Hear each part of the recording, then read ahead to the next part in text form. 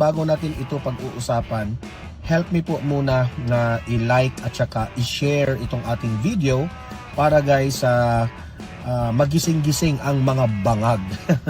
Okay? I-like and share natin ito. Okay, like and share sa Donmar TV. 1, 2, 3, go! Okay, importante pong mag-like and share sa video ha. At sa mga bago pa lang dito sa aking channel, mag-subscribe na po kayo para updated kayo lagi sa ating mga balita. And at the same time, yung mga cellphones po ninyo, ma-notify yan kung meron tayong breaking news, meron tayong bagong uploads, o kung nagla-live ang channel natin. Okay? So, mahalaga po na i-subscribe natin ang Donmar TV. 1, 2, 3, go! Okay, nakasubscribe na ba lahat? Ayan, overdose coffee matcha with pudding. Yan, masarap guys oh.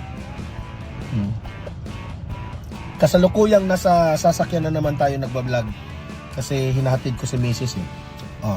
So ito naman yung inyong paborito nyong tambaluslos. Ito, hindi siya naniniwala sa mga balita sa social media na tumaas yung krimen sa bansang Pilipinas. Sabi dito ng Abante News Online, nagpahayag ng pagkakabahala itong si Speaker Ferdinand Martin Romualdez. Nabalaka ka na ha. Hindi mo to trabaho, Martin Romualdez ha. House Speaker ka, gumawa ka ng batas dyan. Nakisawsaw ka pa sa mga issues eh. Ganyan kasi sila eh. Kasi may planong tumakbong presidente, magbida-bida.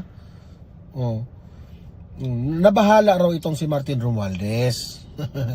Sa pagpapakalat ng mga peking balita kaugnay sa mga krimen sa social media na nagdudulot ng takot sa publiko at nagpapahina sa pagtingin sa seguridad ng bansa. Mahina naman talaga yung nyo, yung pamamalakad ninyo eh. 'Di ba? Lagi kayong lagi kayong kinikriticize ninyo yung style ni Duterte na sobra naman yung ginagawa ni Duterte na tinutugis yung mga jadik, tinutugis yung mga nagbebenta. Kasi ang layunin po ni Tatay Digong doon is yung mga jadik na gumagawa na krimen. Kaya nga bumababa yung krimen dati. Kasi ang isang tao po, study shows na marami po sa mga krimen na nangyari ay involved sa mga droga. Kasi umiikot na yung utak eh. Once umiikot na yung utak, sarado na yung pag-iisip, wala na. Krimen na kaagad ang mangyari. Hindi kasi ninyo maiintindihan yung ginagawa ni Tatay Digong dati. At ngayon, pilit nyo pang ipagtakpan na nahihiya pa kayo na tumaas yung krimen. Dapat nga kayo, kung merong mga balita sa social media na tumaas yung krimen, dapat nga kayo maalarma. Dapat nga kayo suportahan ninyo. Gumawa kayo ng programa na ipakita nyo sa taong bayan na secure yung taong bayan. Yung ginagawa ninyo, fake news yan, fake news yan. Talaga bang kayong mga government officials, talaga bang maaasahan pa namin kayo? Yun ang malaking tanong sa amin eh. Kayo sana yung una na ma-feel namin na secure yung bansa namin.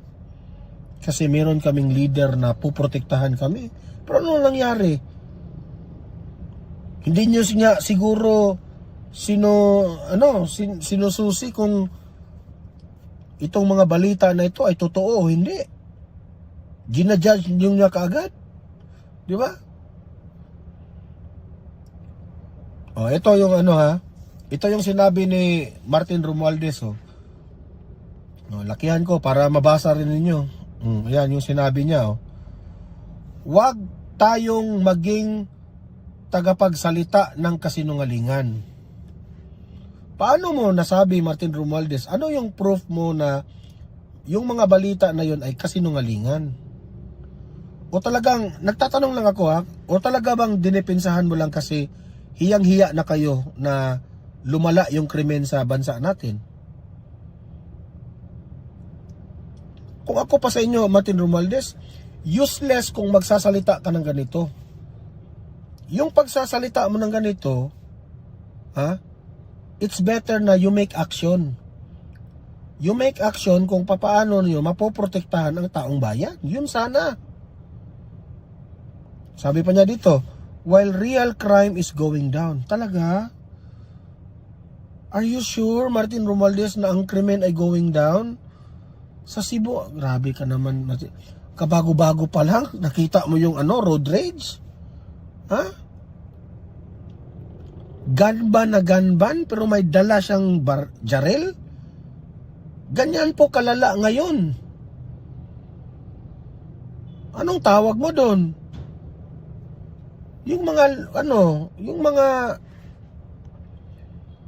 nangyari po sa Cebu, na pati yung asawa niya, yung mga anak niya, ginurgor niya. Dahil inamin niya, lulong siya sa droga. Wala lang yon para sa inyo? Sabi pa niya dito, fabricated stories and scripted videos are spreading like wildfire online. O, ipakita mo. Saan ka nakakita ng video? Yan ang tanong, Martin Romualdez. Every time na magsalita ka ng ganito, Martin Romualdez, you present it with evidence, kung saan yung mga fake videos na nakita mo. Pati kaming taong bayan, i-check rin namin kung talagang nakakita ka ng fake videos about sa mga krimen. Sabi pa ni Martin Romualdez, fear is being peddled for clicks and views. That's not just irresponsible. It's dangerous. Hindi ko maintindihan itong yung mga nakikita kong mga krimen,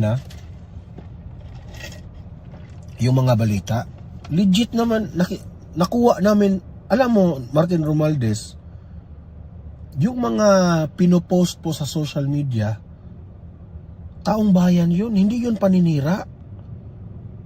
Hindi nyo kasi maiintindihan na lahat ng tao ngayon sa Pilipinas, meron na pong cellphone, meron na pong mga camera. Kaya yan nga ang kagandahan ng social media, Martin Romualdez.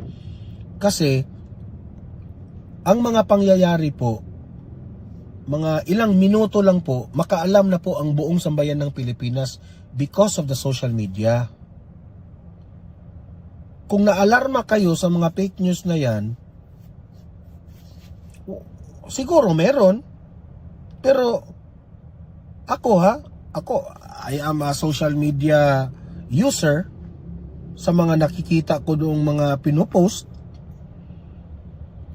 bihira lang naman ako makakita ng fake news ng mga krimen na mga binalita.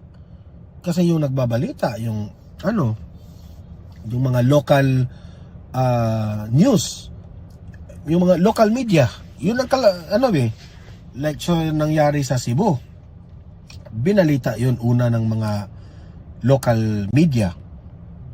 Kasi yung mga national media, nagfo-focus rin sila sa mga national events, di ba? So hindi mo masasabi na fake news yun, di ba? Ito yung analysis ko, sinasabi mo itong Martin Romualdez kasi may plano kang magpabida-bida, kasi plano kang tumakbo sa 2028. Nagtatanong lang kami. Kasi kung kami po ang kunan nyo ng opinion, yung itong mga pinagsasabi mo, hindi po ito dapat pinagsasabi ng isang leader. Isa bagay, hindi ka naman leader umasta. Balita ko nga, sabi po ni BP Sara, nananalo ka lang dahil sa pera. Pero hindi ka kagaya ng ibang mga leader dyan na talagang nananalo sila dahil magaling. Kasi the way I analyze your statement here, hindi po ito statement ng isang magaling na leader. Kasi kung magaling ka na leader, ito yung sasabihin mo. sa mga narinig ko sa social media na lumala ang mga krimen, dapat tayong maalarma dito.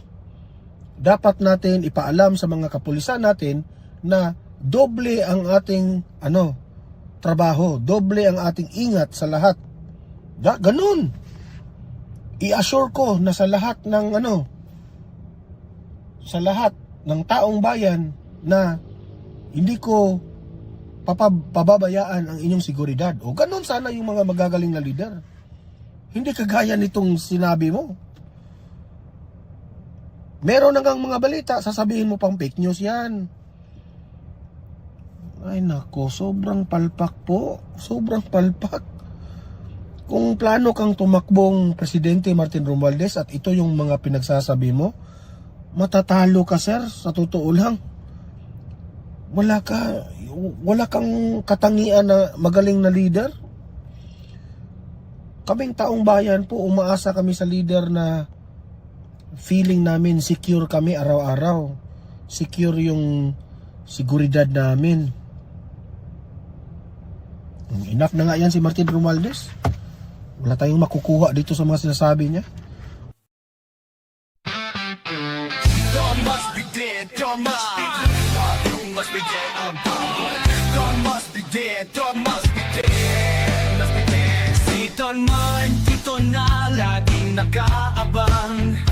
Hatid ang balita mula umaga hanggang gabi. Politika sa Pinas, bawat galaw na susubaybayan. Kasama ka sa kwento ng bayan, laging may saysay. Laging updated sa kwentong politika. Si Don Mar ang kasama mo sa bawat balita, sa bawat issue at pangyayari sa bansa. Don Mar TV, para sa bayan talaga. Senado, Kongreso, Malacanang at kalsada. Bawat usapin, sinisilip niya ng tama. Ang totoo at walang bias ang kanyang dala. Para sa Pilipino, bawat kwento'y may halaga. Laging updated sa kwentong politika. Si Don Mar ang kasama mo sa bawat balita, sa bawat issue at pangyayari sa bansa. Don Mar TV, para sa bayan talaga. Kung gusto mo ng balita, dito ka tumutok. Walang kasinungalingan dapat at walang halong usok. Si Don Mar ang gabay mo sa katotohanan. Bawat balitang dala sa bayan nakalaan. Laging updated sa kwentong politika. Si Don Mar ang kasama mo sa bawat balita, sa bawat issue at pangyayari sa bansa. Don Mar TV, para sa bayan talaga. Don Mar TV, ang iyong kakampi sa balita. Tunay na serbisyo sa bayan, nakatuon ang mata. Kaya't mag-subscribe na para lagi kang una. Sa kwentong politika ni Don Mar TV tayo magkakaisa.